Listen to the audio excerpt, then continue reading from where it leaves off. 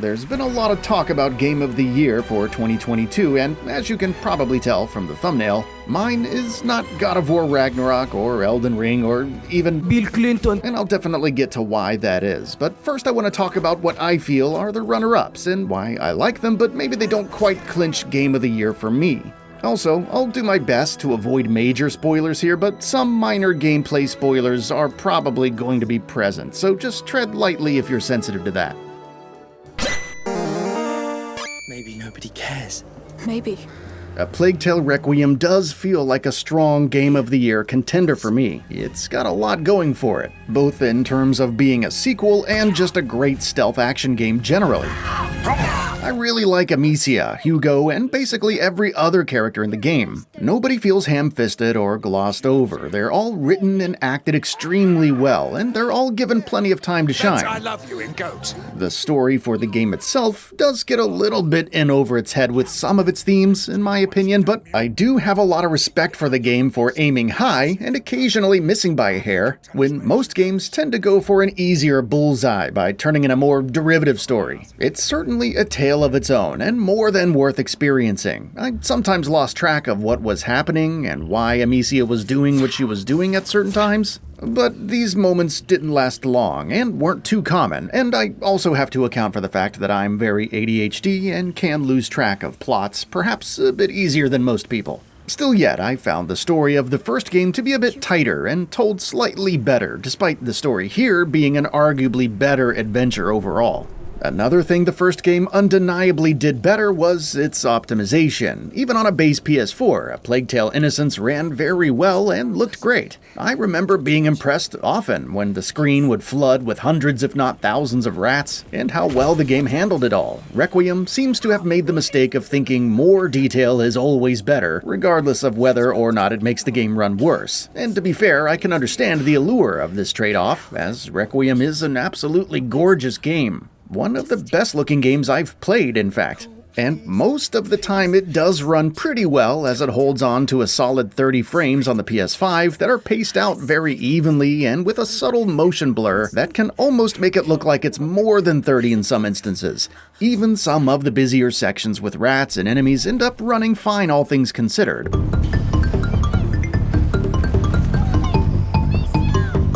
But when things get really hectic, especially when fire is involved, the frame rate can take an absolute nosedive. Despite how great the game looks, and how much I really love the improvements, I just can't help but think that I'd rather have a game that looked more like Innocence and ran a little better. Back to the positives though, Requiem takes the gameplay of the first game and flawlessly improves upon it. On top of all the alchemy stuff you had in the first game, you also have a crossbow, which can deliver one-hit kills to most enemies.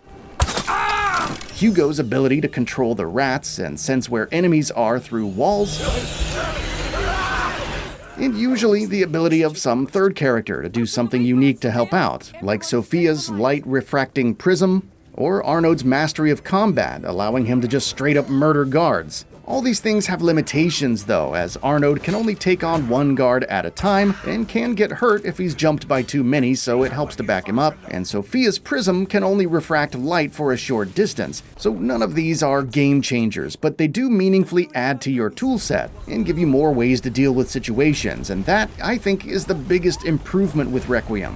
Whereas in the first game, a lot of situations felt so highly linear and carefully orchestrated, where there was only really one, maybe two ways to progress. Requiem, on the other hand, opens things up a lot more and lets you choose between several paths and different tactics to overcome various arrangements of guards, rats, and other hazards. And I think it's a lot closer to that sweet spot between giving players agency and overwhelming them with too many systems to manage. One thing I noticed a few times and I really think deserves a shout out was the shadows of clouds that pass by on the ground, and it's something that I never would have thought to look for in a game, but really adds a nice sense of realism and immersion that I don't recall ever noticing in a game before. If you look up, you'll notice it's not actually caused by actual clouds in the sky, so I guess it's just an effect that's tied to the ground somehow. It's a really cool effect though. A Plague Tale Requiem is a really great game, and that's coming from a guy who doesn't normally play stealth games. While it's not a super ambitious title, and it does kind of lose its balance with the narrative, and certainly with the performance at times, there's a lot more good than bad here, and it's one of my favorite games of the year easily.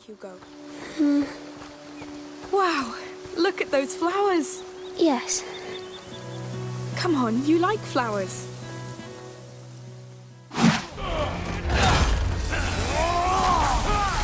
God of War Ragnarok is an outstanding achievement in multiple ways, and I basically agree with all of the points in reviews that are giving it 9s and 10s. The game runs really well, it looks gorgeous, and it builds on the gameplay and narrative of the last game extremely well. And I'm an OG God of War fan, and really have the original God of War to thank for getting me back into video games, after I kinda fell out of them in my late teens. So it gives me no pleasure to say that Ragnarok, despite being immaculate and excellent in so many ways, did leave me just a little bit underwhelmed by the end of it. And not because it didn't have any major improvements over the last game, it certainly does, but because it just left a few things that were wrong with it completely unaddressed. For instance, the map is still basically useless, and I again spent about as much time trying to figure out what the map was trying to tell me as I did actually using it to find something. So by the last half or so of the game, I just kinda quit using it and wandered around instead. Also, the level designs are a little bit too repetitive for me. Each of the 9 realms are distinct from one another and look outstanding from an artistic perspective, but I still had the issue of getting turned around and losing track of where I'm at within them because each time I turn a corner, the new area looks exactly like the previous one. So again, my ADHD might be playing a small role here, but also I don't really have this problem with other action games. I always knew where I was going in Evil West, Valkyrie Elysium, and Plague Tale Requiem, and none of those games even have objective markers. So that says something. Setting your touchpad to point Kratos in the right direction does help alleviate this somewhat, but it kind of feels like a band-aid on a bullet wound. Also, while the combat is certainly more fleshed out, it's conservatively so in my opinion.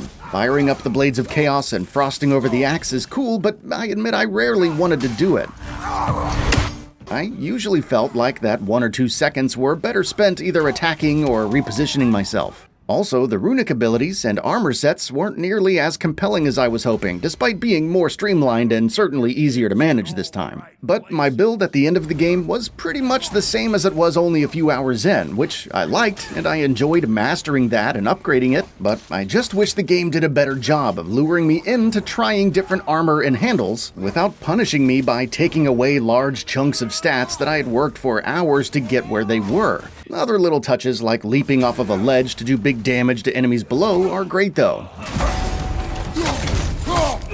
The story this time around does focus much more on Atreus and his personal journey to find himself, and I enjoyed how they handled that. I even really liked the Jotunheim level where he spends quite a bit of time with Angrboda. Now, a lot of people complained about this part and how it created a pacing issue for the game, but I disagree. This was a wonderful break away from everything in my view, and if you're invested in Atreus as a character, I don't see how it's not one of your favorite parts of the game. The combat with Atreus is almost as good as with Kratos, which I was really surprised by. It's fast and diverse, with his ranged and close quarters attacks being equally fun to use, and while I found his voice acting performance a little bit on the wooden side, I really didn't care when I was playing him. Honestly, if they do a game without Kratos and totally focus on Atreus at this point, I'd be down with that.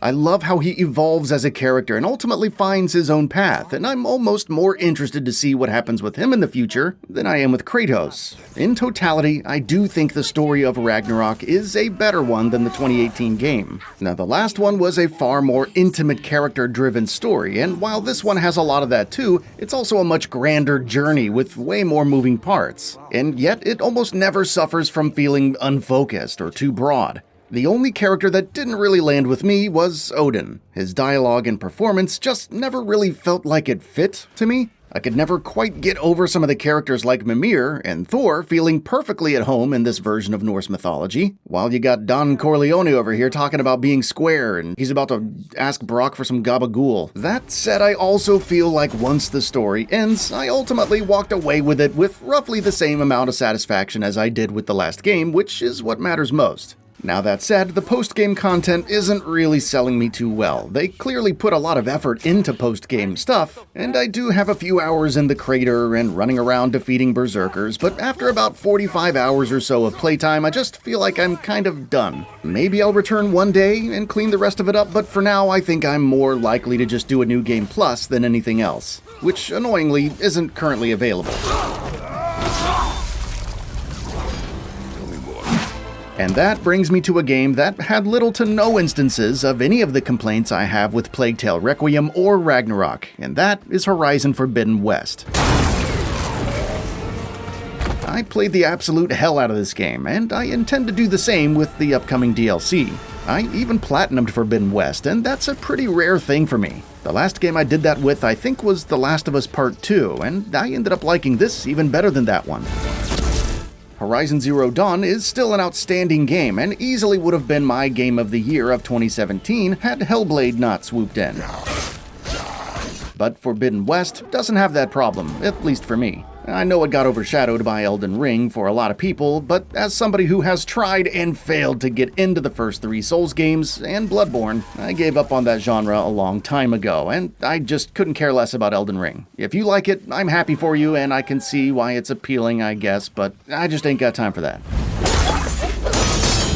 Forbidden West builds on Zero Dawn in all the ways it needed to, and more. Better melee combat with actual combo variations, more ammo types, more armor sets, valor surges that give Aloy interesting buffs and abilities for a short while, more machines, and just more of everything, really. Also, the ecstasy that I felt when I finally got the ability to actually ride a Sunwing, and then realized I could do this from one corner of the game all the way to another was indescribable. Story side, Aloy is actually tested a bit in this game, and there are some really strong side characters this time around, which I genuinely liked. Kotalo, in particular, was the standout to me, and I loved how his more rigid, conservative personality clashed with Aloy's creativity and inventiveness. His past injury and trauma makes his personality completely understandable, but Aloy helps lead him out of that in typical fashion, and all of their headbutting led to an extremely endearing friendship by the end of his little arc, and I just can't recommend going through his side mission enough.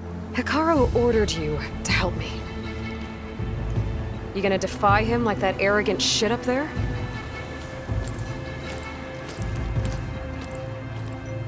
Aloy fixing other people's problems, or sometimes setting them on a path to fix things themselves, is a common theme in Forbidden West, and I always really enjoyed it. She clearly knows more about how the world works than everyone else, but always shows respect when it comes to dealing with their superstitions and sometimes ignorance, and I love that about her. Now, she does mouth off to those who truly deserve it. Yea, for as the first shall be... Shut up.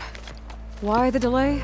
But for the most part, she's really patient, and she's kinda like a superhero, a truly underrated character in video games today.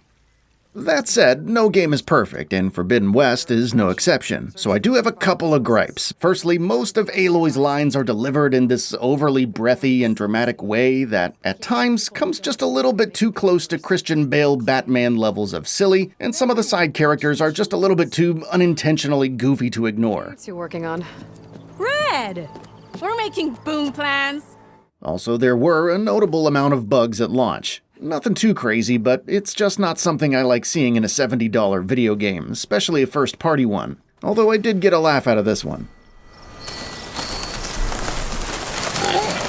From what I can tell, most of the issues that people brought up at launch have been fixed, so if you haven't played it yet, you're unlikely to experience any major issues. The game is also drop-dead gorgeous. I mean, at least on the PS5, it seems like it gets to have its cake and eat it too, with an extremely high level of detail like that you would see in a AAA linear game, yet the quantity and diversity that you would see in a really well-done open-world game. And like God of War Ragnarok, you do have the choice between favoring resolution or favoring frame rate, and I highly recommend the latter. I really can't tell a difference with sharpness between the two, so might as well get the 60 frames. The Zeniths being what basically amounts to the Mark Zuckerbergs and Elon Musks of our time, who used their excessive resources to insulate themselves from the apocalypse and now want to reshape the world in their way, make outstanding villains that you can empathize with somewhat, but still totally root for Aloy and company defeating them. Silence is also a standout, again, and shows a little bit of humanity this time around, making him just a little bit more interesting than he was in Zero Dawn. Combine all of that with an even more varied and expansive roster of machines to fight, and you have not only a great sequel, but a genre-defining game in my opinion. I still maintain that not having some different challenge modes is Guerrilla leaving a lot of potential on the table, though. This combat is just begging for a tower defense game or endless horde mode, but the hunting ground trials do scratch a little bit of that itch, I guess. Anyway, Horizon 2 is my game of the year, and I have no problem dying on that hill. If you've ever found your taste in games aligning with mine and somehow haven't played this one yet, do yourself a big favor and give it a shot. As always, feel free to let me know how right or wrong I am in the comments, and also feel free to check out my recent reviews or my series on modern collections of retro games. I actually got a new one of those coming out soon. But until then, thanks for watching.